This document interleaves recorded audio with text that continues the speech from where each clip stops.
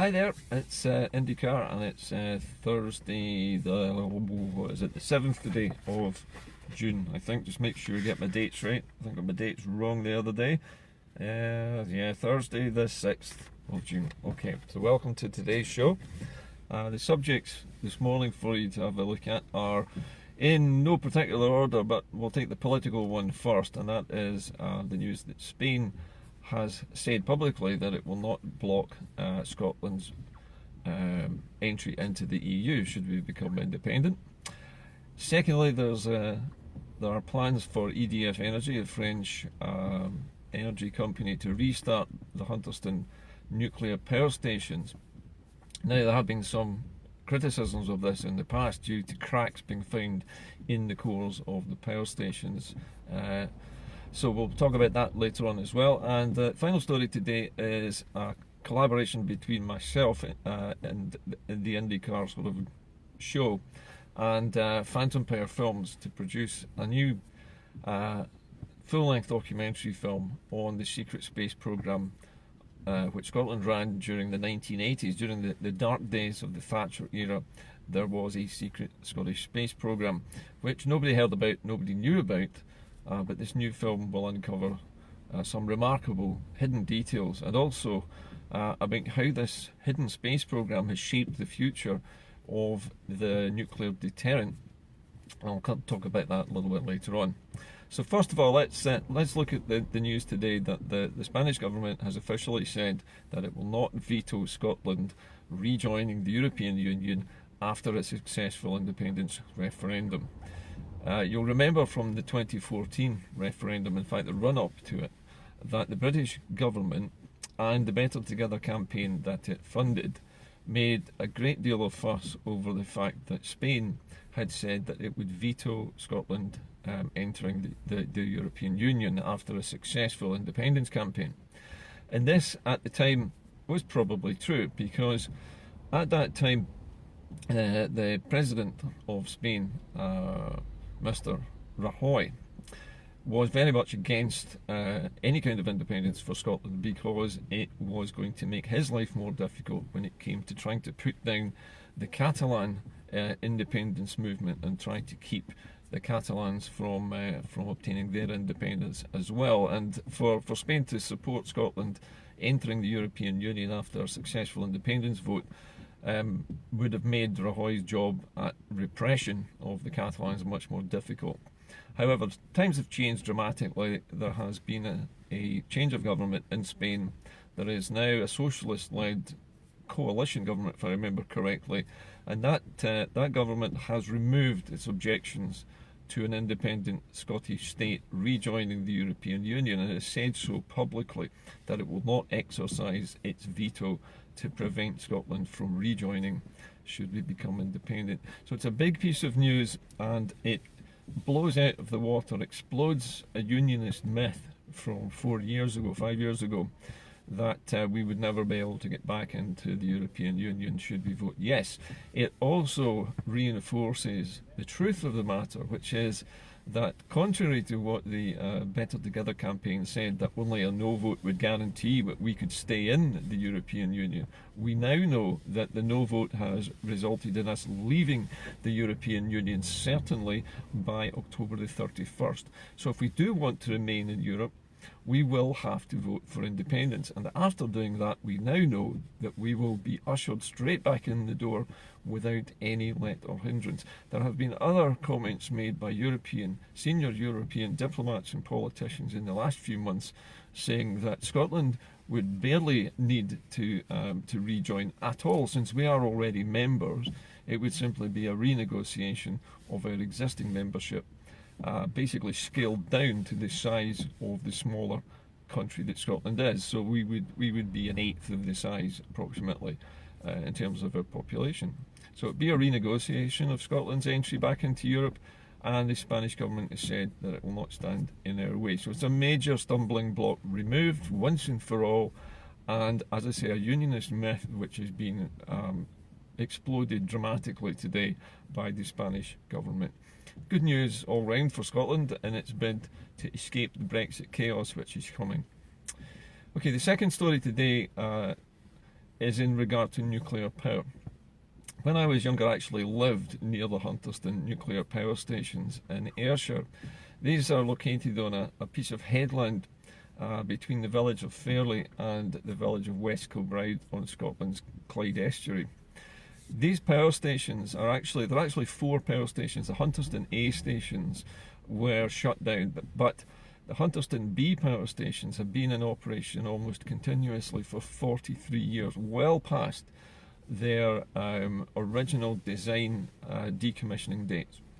EDF Energy, which is a French energy company. In fact, interestingly, I buy my own domestic energy from EDF, primarily because EDF prides itself on producing energy without a lot of carbon going into there, but it does so by using heavily subsidised French nuclear power. But also it runs these power stations in Scotland. Now, the original Hunterston B stations were shut down a while ago because of cracks that had been detected in the graphite, what they call the moderator core. This is a sort of, these are kind of basically carbon bricks with holes through them, which are all slotted together to form a huge block of graphite, huge block of carbon, into which the uranium rods are basically moved in and out, and that is what starts the chain reaction, causes the core to heat up, generates the power from water which is passed around the reactor core, heats up, drives turbines, right? So all sounds good in practice, but the problem is that 350 cracks have appeared at the points where these bricks are slid together and lock into place. So these cracks are a problem, because if the core bricks, these blocks of graphite, begin to expand when the reactor is started up again through the heat, then those cracks could cause an explosion. If the cooling water came into contact with the white hot graphite core, it could cause a massive explosion. Those of you who watch the television regularly may have seen a documentary, an actual film about the Chernobyl explosion, where a reactor core exploded dramatically, blew the entire building apart and covered most of Western Europe in radioactive fallout. Now, nobody's suggesting that that's going to happen here, but there is a chance that an explosion or a core fire could occur. The maximum number of cracks allowed by the nuclear power authorities in the UK for these reactor cores to be safe was 350. When they shut the reactor down, they found, when they looked at the cores and examined them, that there were more than 350 cracks in that reactor core, which means that they couldn't reopen the reactor at all. Since then, EDF Energy has requested that the British atomic authorities increase the number of cracks permissible in the reactor core so that they can continue to operate these 2 nuclear reactors well beyond the safe date at which they should have been decommissioned. They're looking for an increase in the number of cracks permitted to 700. They want to double the amount of damage that's allowed to occur to that core and still be able to operate that power station. Dr. Jim Fairley, who is an independent nuclear scientist, has been watching the developments in Hunterston for many years. He and other experts have said that although the risk of such an explosion and a fire is pretty small, the potential consequences of such an event would be catastrophic for the central belt of Scotland. Could cover central Glasgow, the central belt, Edinburgh, and the whole lowland part of Scotland could be uninhabitable for years if such an accident were to occur. And so Dr. Fairley's point here is that really EDF should look at decommissioning these plants now, rather than asking the authorities to increase the number of cracks that they will permit, so the EDF can continue to make money from this plant, even though they are deliberately running a calculated risk that one of these cracks could allow water to escape from the cooling system and into the core, causing a steam explosion or causing a reactor fire, which could rapidly go out of control, and, well, we know the result. So this is a piece of news which should concern everybody who lives in Scotland at the moment, because despite the fact that the nuclear power industry in the UK has got a very good safety record generally, there were risks taken in the nuclear power program, right from its very inception. At the beginning of the nuclear age, Dounreay in Caithness was opened because it was the furthest geographical point from London, and that meant that if the risky and dangerous new science of radioactive power production went wrong and there was a catastrophic explosion, that all the damage would be done in the north of Scotland. Now, this was the reason why Dounreay was placed there. That's why that nuclear research facility was put in that position. However, Hunterston is completely different. It's right by the central belt. It is just 35 miles from Glasgow, and I'm guessing about 100 miles or so, maybe a little more, from Edinburgh. But with the prevailing westerly winds that Scotland tends to get, any escape of radioactive material into the atmosphere would be blown right across the central belt and beyond. Okay, so this is a risk, and this is something we want to be talking to our local MPs about, especially if we live in the central belt, and particularly, pardon me, if you live near Hunterston Nuclear Power Station. Okay, final item on today's programme is actually something that I've got myself involved in. Many independent supporters will know the name Alan Knight. Alan Knight is the producer-director responsible for films made by a small company called Phantom Power. And Phantom Power is, what did you say? It's a small independent filmmaking production house which looks specifically at Scottish subject matter and generates entirely Scottish content without any interference and without any, what shall we say, commercial interests from outside of Scotland. So Alan and I, in the past few weeks, have been discussing the idea of a documentary movie about Scotland's secret space programme between 1980 and 1990. A small group of amateur but fairly skilled researchers mounted a very ambitious programme to develop a new space plane, a remarkable new concept which was devised at Glasgow University in 1957, but was discontinued in 1959 when the British government of the day cancelled the British space programme. Two remarkable space planes were being developed by the British at the time. One of them was a thing called a pyramid wing, which was being developed at the Royal Aeronautical Establishment in England. And the other one was a thing called the Wave Rider. And the Wave Rider was invented and developed here in Glasgow. Both of these concepts would have resulted in a major advance in the science of taking and bringing back astronauts from orbit, using a spacecraft which could fly back and land at an airport in both cases, but neither of these projects went ahead. One group in Scotland continued to advocate for the development of this space plane for decades, long after the British space programme had been forgotten in the noise and fury of the moonshots. And so, for a long time, this idea was promoted around, shall we say, the fringes of the science community and the spaceflight enthusiast community, but nothing had happened with it until 1981, when a travelling exhibition containing a model of this space plane came to a certain town, was seen by certain individuals, and a programme was started amongst a group of 4 young men who at that time were all unemployed and nothing better to do with their time, and decided to devote all of their energies to developing this space plane into something which would actually fly. It might sound an ambitious and silly thing to do at a time when people were struggling to find work, but when you've nothing better to do with your time and you have a great cause to fight for, it at least keeps you focused on what you're trying to do, and also, I think, gives people who are not working something to focus on, which concentrates their minds and solves problems and creates, hopefully, new industries, new transport means, things like that.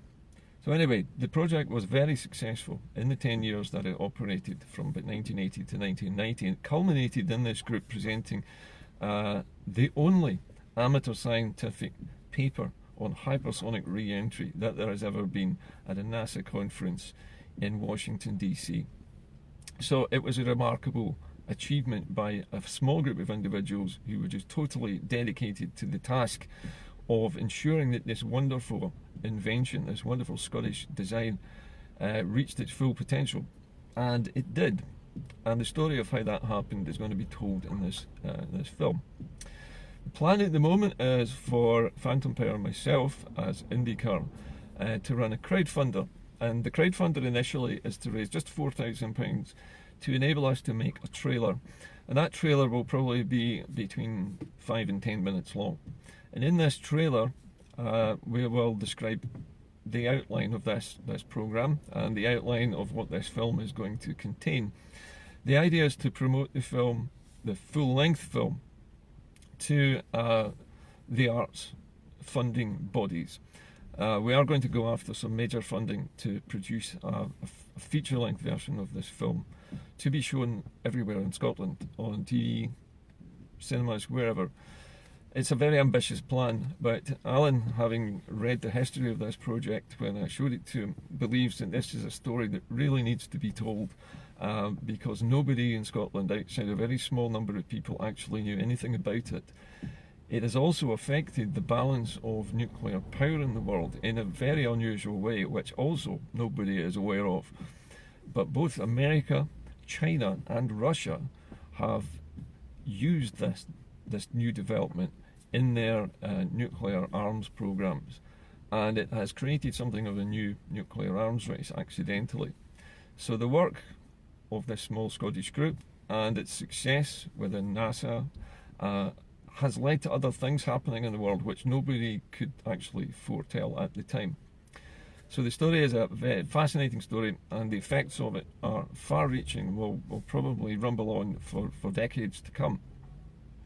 Anyway, the reason I'm telling you about this today is that I wanted to announce the crowdfunder is about to start. I will be putting up online the PayPal account for the money pool that's going to be created. As I say, we're trying to raise just £4,000, and that will pay for the production of a high-quality trailer, which we are then going to use to bring in the larger sums of funding that we need to hire in the rest of the professional production crew that we need to make the actual film itself. But I think by the time we are finished, the people who have crowdfunded this movie will be able to say that they've invested in a film about a critical piece of Scottish history, which was largely hidden from public view for the best part of the last 30 years or so. So I'll let you know a little bit more tomorrow, a little bit more on Sunday, about how to go about making a donation to the crowdfunder. And the people who make a donation, I think we'll be happy to credit everybody who donates towards the crowdfunder with a credit in the making of the film itself, because the crowdfunder will help us. It's the sprat to catch the mackerel, as they say. We need to create a taste of what this film will be in order to win the funding from the Scottish arts bodies before Brexit. It's very important that we do this before Brexit, because a lot of arts funding comes through Europe, and as we know, come the 31st of October we will be out of Europe, and we don't know if that funding will still be available. So if we want to make this movie, we have to make it this summer. So I'll be asking everybody who watches IndyCar to try and dig deep and make a small donation towards this crowdfunder. If we hit £4,000 or £5,000, brilliant. I'll set the limit at £5,000. I think that will give us a comfortable sum of money to make the trailer. Once the trailer is made, you'll all be able to see it online, and we will keep you abreast of all of the developments in the making of the film. But that's it for today. I hope you all have a lovely day today. I'll see you again tomorrow on Friday, and I'll announce the details of the crowdfunder tomorrow and how you can make a donation. That's it for today. Have a great Thursday, and I'll see you all tomorrow. Bye for now.